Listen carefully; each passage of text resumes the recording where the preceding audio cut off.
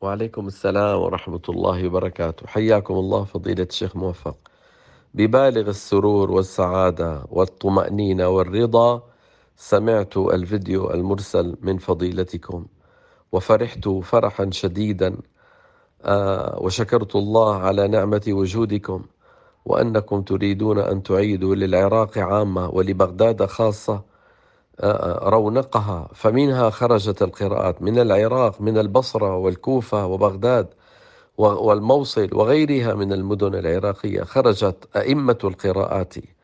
فعسى الله أن يجعل على أيديكم إحياء وإعادة لرفعة شأن القرآن في العراق. اللهم آمين آمين آمين. وطبعا يا سيدي، يعني دائما الجادون بجدهم يكشفون نقص وخلل المتساهلين، فالمتساهلون سوف يعني يتكلمون. يعني هذا شيء طبيعي يا سيدي، هذا شيء طبيعي.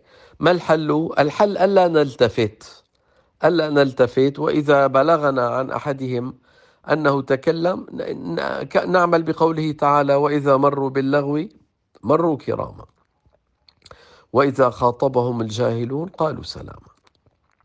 فلا تلتفت لأحد ولا ترد على أحد، ولعلك تجدني أنني لا أرد على أحد. كم لي أنا من المخالفين؟ والدافع هو الحسد يا سيدي. ولا كأنه حدا تكلم، ولا كأنه أحد تكلم، وأمضي في طريقي وأخدم القرآن مبتغيا رضا ربي جل جلاله. ولعل هذا من كمال الإرث النبوي، من كمال الإرث النبوي. العلماء ورثة الأنبياء، ليس بالعلم فقط بل بالحال. ومن حال الأنبياء أن لهم مخالفين خالفوهم وانتقدوهم وانتقصوهم بل وهددوهم. فيعني ولا نعمل بقوله تعالى: ولا نصبرن على ما آذيتمونا. امضي في طريقك يا شيخ موفق، فإنك مسدد معان مصان بإذن الله تبارك وتعالى.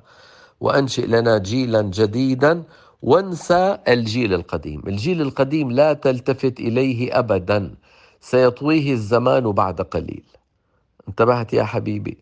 سيطويه الزمان بعد قليل. فاترك القدامى على قدمهم والمصرون على إصرارهم، وتوجه إلى الجيل الجديد الذي سيحمل الراية من بعدك إن شاء الله تعالى. أطال الله عمركم في عافية، وهيأ لكم أجنحة يكونون عونا لكم. اللهم آمين آمين. وفتح لكم القلوب والجيوب كما يقولون، ورفع الله البلاء عن بلادنا أجمعين. اللهم آمين آمين آمين. وصلى الله على سيدنا ونبينا محمد وعلى آله وأصحابه أجمعين. بارك الله فيكم سيدي. أكرر فرحي وسعادتي برؤية هذا التسجيل المبارك.